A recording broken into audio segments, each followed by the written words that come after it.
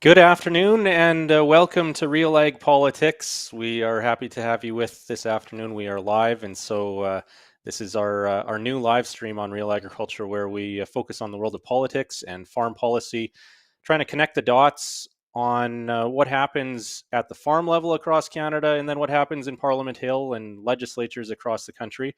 We are live, so please drop your comments, your thoughts, ideas, questions. Whether you're watching on Facebook, YouTube, or Twitter, we will try to get to them with our guests this afternoon. My name is Kelvin Heppner, and today we're talking about what's waiting on the desk for whoever is going to be Canada's next Minister of Agriculture and Agri-Food, whether it will be Marie-Claude Bibeau staying in the role or someone new. We're expecting to see Justin Trudeau name his cabinet in the coming weeks. We don't know when, but when that happens, each minister in cabinet will be given a mandate letter from the Prime Minister that says what they're supposed to focus on. And our guest this afternoon has written his own mandate letter kind of on behalf of the Canadian agriculture sector. Sean, if you could bring Tyler in. Tyler McCann is the Managing Director of the Canadian Agri-Food Policy Institute. And there he is. Thanks for taking the time to join us today, Tyler. Hi, thanks for having me. Great to be with you, Kelvin.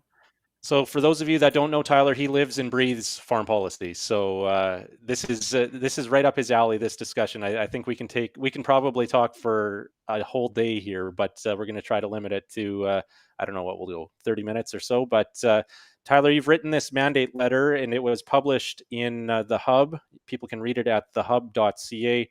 A mandate letter for the new Minister of Agriculture and Agri-Food. Maybe start with what the intent was, or what the main message was that you were trying to get across to whoever the minister is going to be going forward. Thanks, Kelvin. Yeah, and for those of you who don't know, a mandate letter is the Prime Minister's direction to a new minister. So everyone in Cabinet gets one. Trudeau, when he became Prime Minister, made a habit of making these public. And so we get to see what marching orders the ministers have. And I was asked to contribute one in the agriculture context.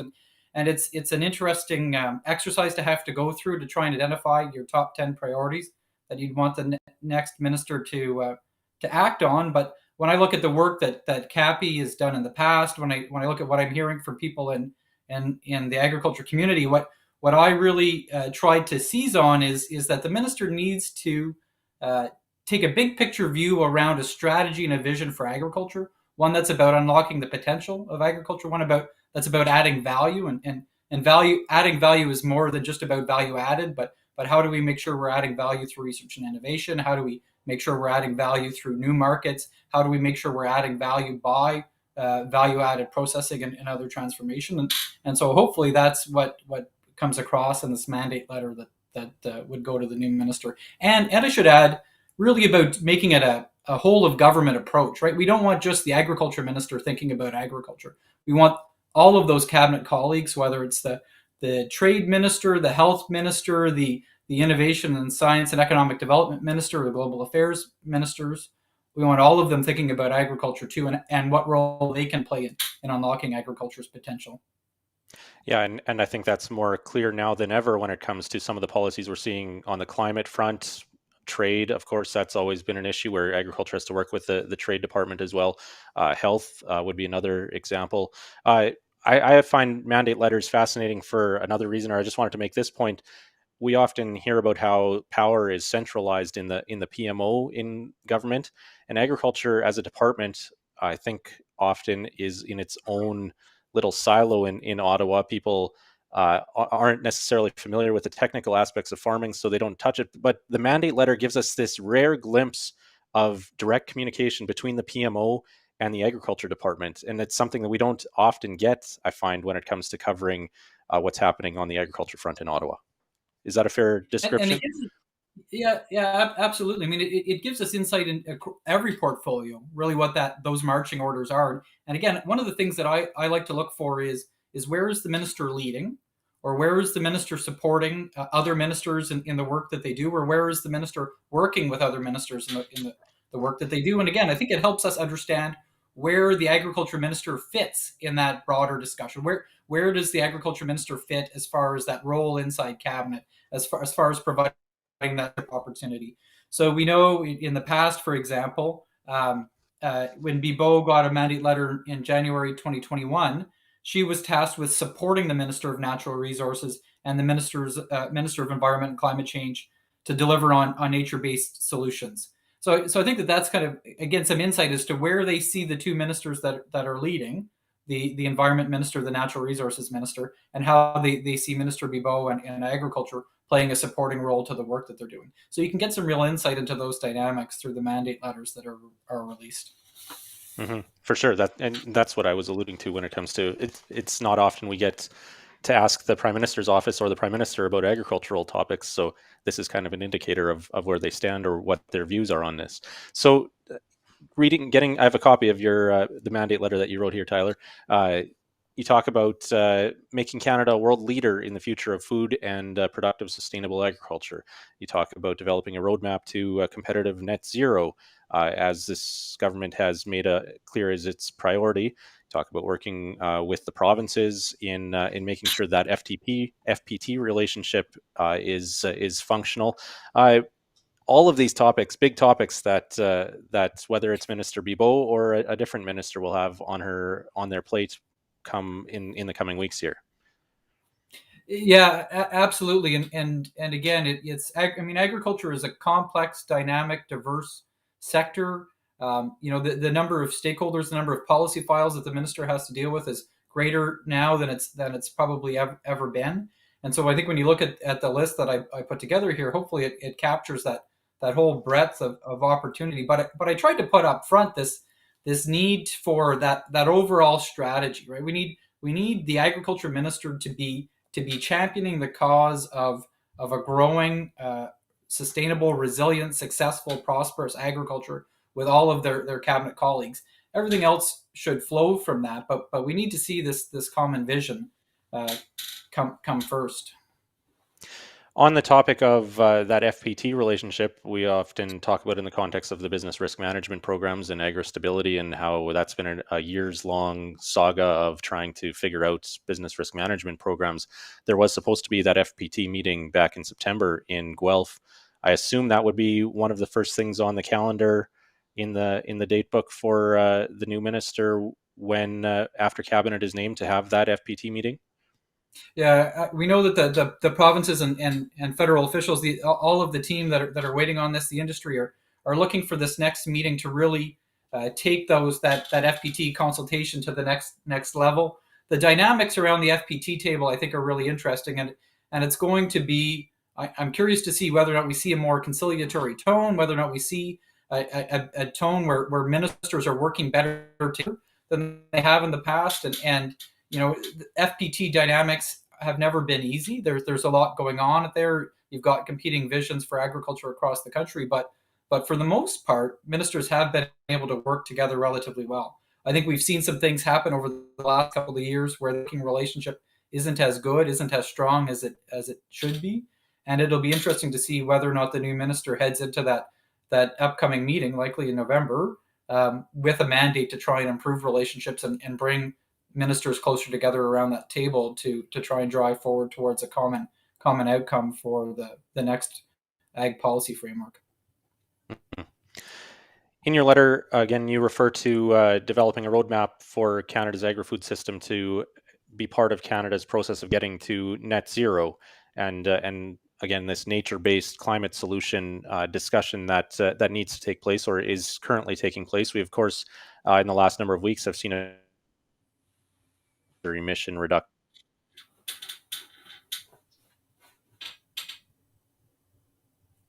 Minister, well, I guess we'll have to see in the mandate letters, the ag minister, whether she or he gets to take a lead on this, or whether this is acting in support of the environment and climate change minister.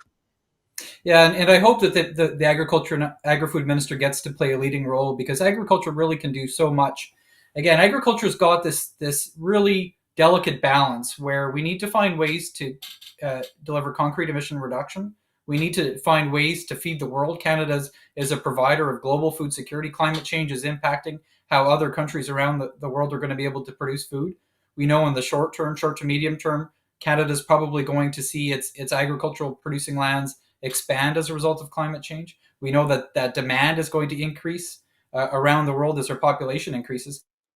So you need to strike this balance in developing an emissions plan that leads to concrete emissions, but does it in a way that delivers, that maintains and increases our food production, that maintains and increases the profitability of all of those that are involved, from farmers to food processors and everyone else there. And so that is not a small task. It involves, again, all of government departments working together. It involves thinking about this from more than just a you know a carbon position, but how do we leverage innovation? How do we make sure we've got the right regulatory frameworks that enable new technologies like gene editing to come to market, that can play a major role in the future?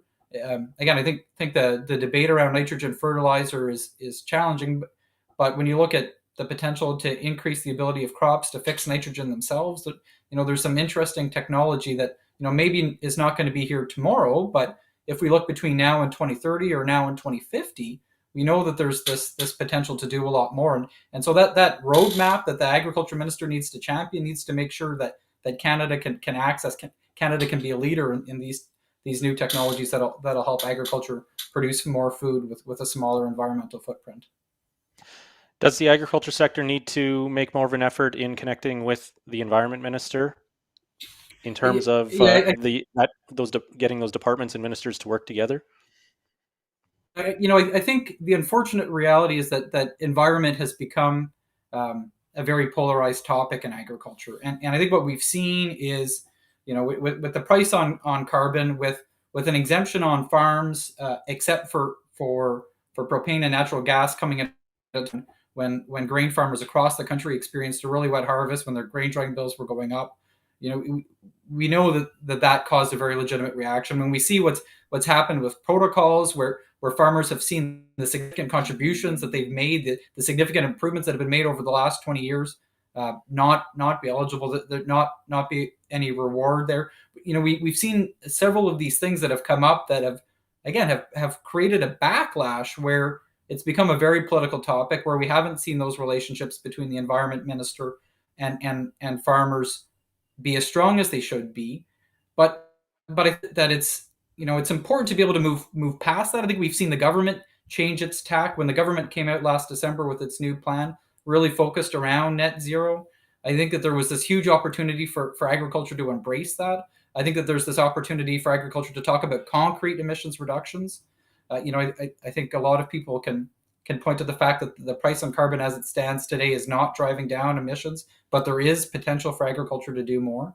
So I think there's this need to come up with a positive plan that really brings something more meaningful to the table and really puts agriculture, again, in the driver's seat, and not just the agriculture minister, but agriculture stakeholders in the driver's seat of a positive vision for the future. And so I think that there's potential there. I think it's important for the agriculture community to really embrace that potential, to realize that environmental policy, a threat shouldn't be a threat, should be an opportunity, and it should be an opportunity for us to do more.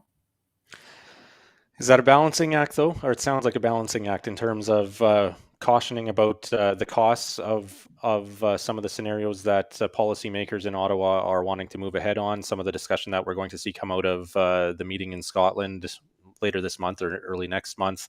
Some of those, it just feels like we have a disconnect often between what actually happens at the farm level and the ideas, the policies that come out of Parliament Hill and out of the Environment Department and some of the other stakeholders on the environment file. Yeah, I think in my mind, part of that balancing act, though, is around where that positive vision is, and I know that or where that direction comes from. Unfortunately, a lot of what I think ministers, what Ottawa, so to speak, has heard from farm groups over the last couple of years has been an opposition to a price on carbon. Right? I think that message has been heard really loud and clear. But that has not come with an alternative vision. That has not come with farm groups offering other options. It's really been, leave us alone. And again, I understand and recognize the need for that. Canadian agriculture operates in global markets. We need to be internationally competitive. There's no doubt about that. But the price on carbon originally exempted the vast majority of on-farm fuel use. I think the government did try and make efforts, but But again, it was done in a way that led to a very political file. Now this is the time to turn the page. And governments, or farmers rather, I think when they think about the work that they're doing themselves, see the opportunities to do more, see some of those opportunities to offer incentives. I think when you look at governments right now offer incentives for electric cars, right, Kelvin? I mean, that's, you can go out and buy a Tesla, and government's going to pay for part of it. Where is that same incentive for sectional control on a drill, right? That allows you to better control how much fertilizer you're putting on it. If you want to look at nitrogen fertilizer use, I think that there's some opportunities there. If government wanted to look at proactive opportunities to reduce the amount of emissions coming from agriculture, there are opportunities that are there. There are ways that farmers can talk about concrete emissions reductions, rather than just taking that negative view about, no, we don't want to pay the carbon tax. I don't think I personally, I think if you look at the impact on the food system, I think, we've got some precedents with GST, for example, where you exempt the food system completely from a price on carbon. I think that there's an alternative vision that stays away from a carbon tax, but still talks about concrete emissions reductions. And I think that there is, and I don't think that is a balancing act, because I do think that you can do it. I do think that you can do it in a positive, respectful way that will get more engagement and more dialogue with the environment minister and the prime minister and others in Ottawa. Interesting. I guess I'm based here in Western Canada, and I hear some more of the negative perspective on and more of the critical view of it, and not so much of the proactive view. That I think that's a good point that you make there, Tyler. Again, if anybody has a question or a comment, an idea to pass along, feel free to jump into the comment section. Jeff Nielsen, I believe, has a question here. Jeff, do you see NGOs and other groups having a greater say to the minister? I guess this would be the agriculture minister, could also be the health minister when it comes to CRISPR and the PMRA regulatory approval process. Yeah, and I think it's interesting. We speak very loudly. The other civil society groups, environmental groups that are opposed to modern technology certainly speak loudly. They speak at a very big chorus. When governments get comments, they get them in the thousands. So that certainly gets noticed. But I think when you look at the officials that are receiving the feedback, I think when you look at most of the ministers, the political staff that are making these decisions, I think that they also understand the dynamics that are at play. And I think CRISPR and gene editing is a really interesting topic because, once again, the science is on the side of agriculture. And I think, science is our friend in this case. We've got international precedents. It's not just the United States that's out ahead of Canada in the space, but it's Japan and Australia. And so I think you see all of that happening at the same time. That gives agriculture good ammunition as it puts its cases forward. I do think it's important, and Jeff knows this well from his time at grain growers. It really is important for growers, for farmers across the country to get involved as well, because it is absolutely true that they do count the number of submissions that they get. And so when a farmer hears their lobby group talking about the need to get engaged, it is really important to get engaged so that government hear the chorus of farmers across the country, how much potential there is from CRISPR and these new technologies that are coming down the pipe. You look about the drought this summer, and I know drought tolerance is complicated, and the plant breeders and the geneticists will talk about how this isn't just one single trait, but we're giving them new tools to develop more drought tolerant varieties in the future. Farmers need to be telling officials in Ottawa, need to be using these comment periods to help them understand how important these new technologies are going to be to their success in their future. So again, I don't think that they have a greater say. They have a very organized say. They have a very activist say. But I think at the end of the day, science does still win out, or I hope that science will continue to win out. But we do know that in some other areas, that's becoming less obvious than it used to be. Yeah, and you're almost segueing into that there, Tyler. That would are you referring to the pause on the glyphosate review? Yeah, I think that that's certainly something that anybody that's worried about the state of innovation in Canada, that any farmer that's worried about the ability to access crop protection products, new technologies, should be paying attention to. Again, in the mandate letter, I wrote it in such a way that says, that the agriculture minister needs to work with the minister of health to maintain the credibility of Canada's standard setting processes. And again, I think it's, Canada does have an internationally recognized and internationally accepted standard setting process. The work that the PMA does is based on rigorous science. I know that there's a variety of different concerns and perspectives that are in place, but the existing mechanisms that are there provide other stakeholders the opportunity to have provide provide feedback and input. But at the end of the day, we really need to make sure that the decisions that are being made by the health minister, that are being made by officials at PMRA, really are grounded in science, that understand the role of risk, and that are clearly explained and communicated to the broader public. We need Canadians, when they're looking for information about glyphosate, about any other pesticides or new technology, to be able to go to government and get clear communications that they can understand, that can give them the confidence that Canada does have a rigorous system in place, that these products are safe. And so again, so government needs to not only reinforce the processes in place to ensure that it is science and not opinion that's being used to make decisions, and then better communicate the results at the end of the day. Lara makes a good observation. Sean, can you put that back on the screen? Lara makes a good observation here. I think farmers feel frustrated with the messaging and having to translate or decode what the next policy dictates, what they can or can't do. And I think that, I'm afraid, is not going to, that frustration won't get any easier when it comes to climate policy and programs, when it comes to reducing emissions. And I know the grain dryer program, for example, I'm received numerous inquiries from farmers trying to understand how they could potentially tap into some of that funding the federal government is currently offering to make grain dryers more efficient. And it's not a simple process by any means. So I guess that speaks to what these ministers need to also focus on when it comes to communicating their policies and communicating the incentives and signals that they want to give to producers. Yeah, and it's always a delicate balance, right? I think when you look at how government communicates, governments tend to communicate politically to those that they feel um, the most comfortable with. That is that their traditional stakeholder groups, and so I think that has led to a certain disconnect on the agriculture file. I think if you go back and look over the last couple of years, one of the things that I've thought was a missed opportunity is for when government's talking about climate policy to start their press releases and their speeches with greater recognition of the positive role and impact that farmers have. And I think that would help tone down some of the messaging, even though farmers may not be satisfied with what comes after. But I think writ large, we've seen a government come out, and I think the several initiatives that came out in the last budget, the grain dryers, the $200 million for on-farm climate action.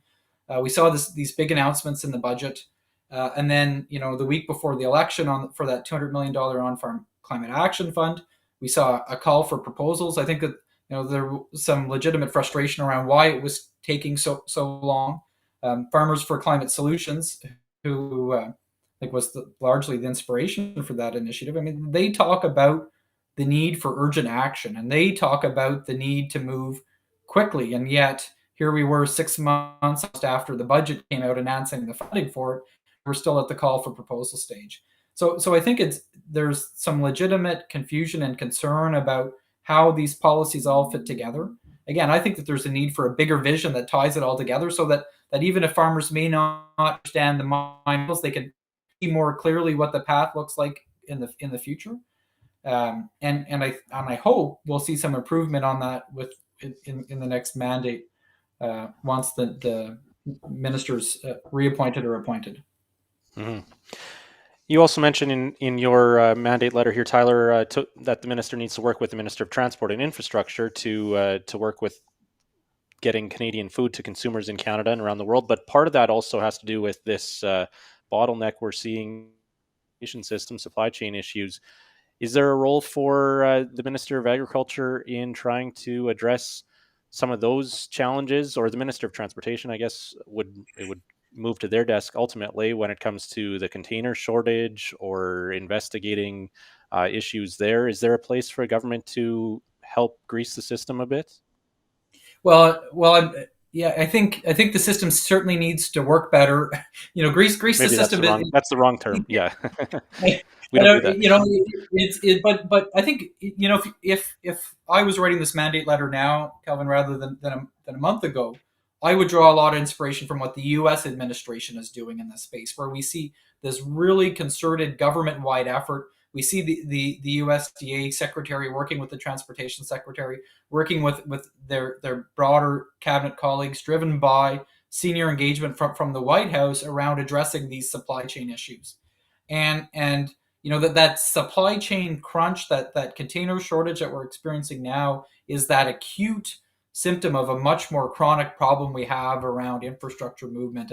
And this government made changes. They brought in place a new winter switching system that doesn't work. I think if you really want to look at those chronic issues, you need to look at making changes that way. Transportation is always going to be a major issue for the agriculture minister. The agriculture minister needs to continue to be pushing the transportation minister, and again, to deal with these acute problems that we're seeing today on container shipping, but also this long-term chronic challenge we have getting our products around the world. Getting our products to consumers in Canada and around the world. This isn't just an international issue that we have. Mm-hmm. We have a question here from Margaret. Are you hopeful that some newly elected Liberal MPs out west might improve the connect, that referring to that disconnect that we feel may exist currently, or the voice for the agri-food sector in Ottawa? Tyler? You know, yeah, so I think that's always been a contingent of rural Liberal MPs. They may be a small contingent, but I think that they're small and they're mighty, and they do a good job standing up for agriculture's interests. I think it'll be interesting to see how many more Western MPs we see in and around the cabinet table. I'm really interested in seeing what role Minister Carr plays in the new cabinet.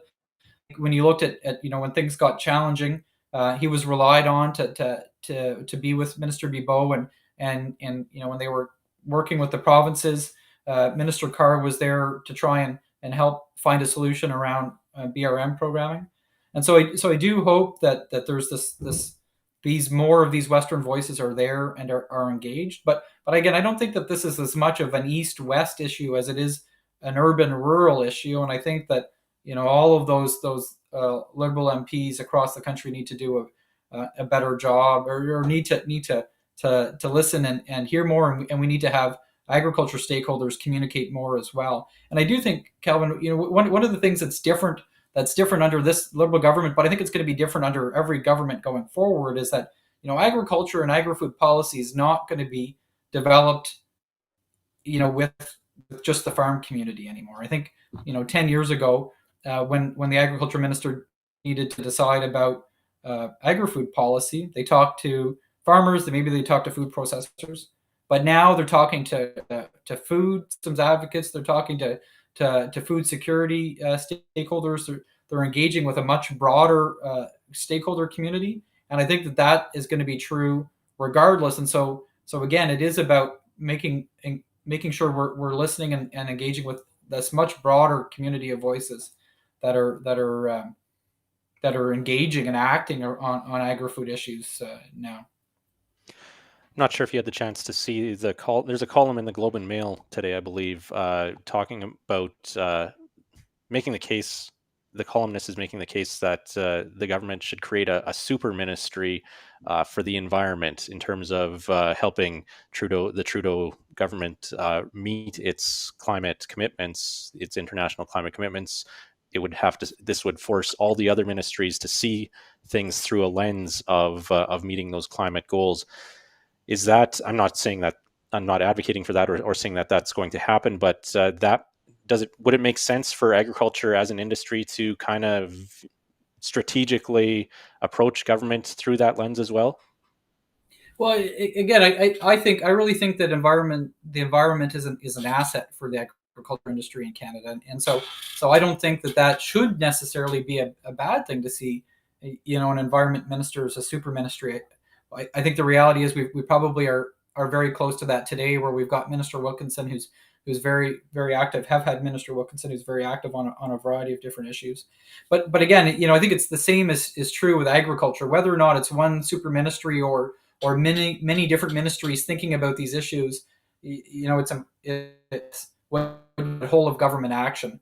When CAPI hosted our Big Solutions Forum last May, we had 5 different deputy ministers speak on a panel about agriculture issues, right? We don't necessarily, I'm not sure just having one super deputy minister would be helpful. I think having, 5 different deputies or 5 different ministers thinking about agriculture issues, thinking about environment issues, is probably better off in the long run. This needs to be about whole of government action, not about action being led out of one government department. Mm-hmm. Finally, Tyler, you talk about how, or one of the reasons why we started this live stream, this show, actually, RealAg Politics, is to have a forum for discussion when it comes to developing policy and sharing ideas. It feels like over the last 18, 19 months, we have maybe lived a little bit more in our own bubbles, our own echo chambers than in the past. And so we thought, why not try to boost some of the discussion when it comes to policy and ways that government and the farm community can, how that interaction happens and how it can benefit society as a whole, including farmers. Do we need to have more of a discussion or more of a place for policy discussion in Canadian agriculture and in Canadian, or how agriculture fits into the Canadian society as a whole? I assume that's your perspective, given your role and your interests, but I'm curious for your thoughts on that. Yeah, I mean, absolutely, Kelvin. Again, I think policy development is sometimes a bit like the sausage, right? You don't want to see how it's made. But I also think that policy development is a team sport, right? We're better when we do it together, and we're better when we're listening and hearing the different perspectives. Often there is no one right answer. Policy isn't made in a vacuum. I think good policy is underpinned by strong research, but that then understands how that research translates into the real world. I mean, we've talked about environment policy, but I think when you look at agriculture policy, I often try and think about it in the lens of what does it mean from a trade and markets context? What does it mean from an environment? What does it mean from a food security context? And I think regardless of the issue, you might have one issue that's really great from a trade perspective, but may have really negative consequences for the environment, right? So you're not going to see a policy like that move forward. We need to have that dialogue with people that are looking at issues from many different angles. We need to be able to respectful, engaged dialogue so that we can hear these different perspectives. We can talk about the pros and cons, and we can talk about how we work better together to get outcomes that we can all support. You're not policy development always a consensus. At the end of the day, governments need to make decisions, but I think, even if it hasn't always seemed this way in Western Canada, I think even this government does want to hear from everyone, does want to have all of that information, but I think that we all need to do a better job of working with each other, listening to each other, engaging with each other, sharing the work that's out there, and having that policy development dialogue so that we can get to better policy outcomes at the end of the day. Yeah, and that goes back to what you said earlier, the point you made about some of these issues. We hear the word carbon tax and immediately red flags go up, and we don't necessarily present a viable alternative. And there is opportunity for that type of discussion where we could, as an agriculture community, possibly present a different idea. Hey, why don't we do this instead? We could accomplish the same goals by doing it this way. That sort of discussion.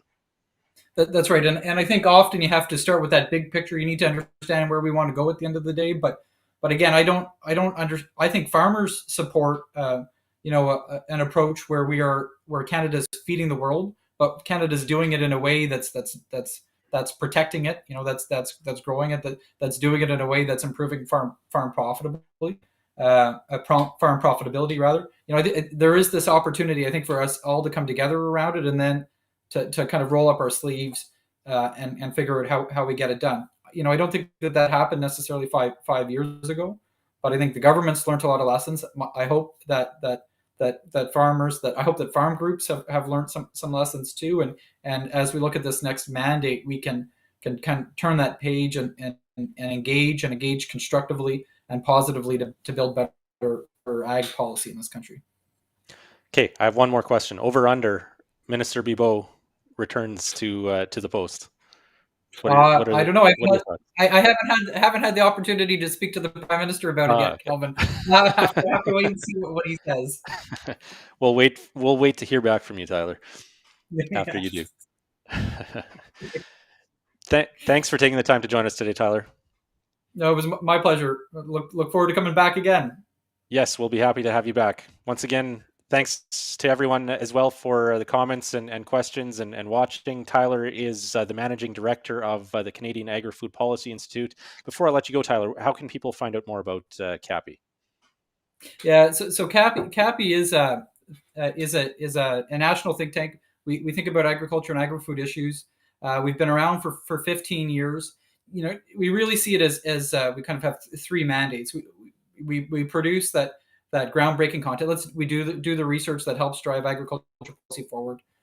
We connect people again. That look at how we bring people together from across the country, from across agriculture, from across agri-food, and we really work on communicating the results, communicating the outcomes to try and again build better agriculture policy. We've just announced 4 distinguished fellows, part of a new effort that we're undergoing, and as part of our efforts to improve the way that CAPI works. If people want to find out more about CAPI and the work that they're doing, our website is www.capi-icpa.ca. Please go check it out. Reach out. We're always happy to talk about agricultural policy with those that are interested in it too. All right, perfect. The internet signal here, it's raining outside, and I think I'm losing my internet, so it might be a sign that we should be wrapping this up. So thanks again, Tyler, and everyone make sure to tune in to RealAg Radio. Kara Oosterhuis is guest hosting this afternoon, 4:30 Eastern on Rural Radio Channel 147. And of course, you can listen to this entire conversation and the RealAg Radio show as well at realagriculture.com. Thanks everyone for joining us, and we'll talk to you again soon. Take care.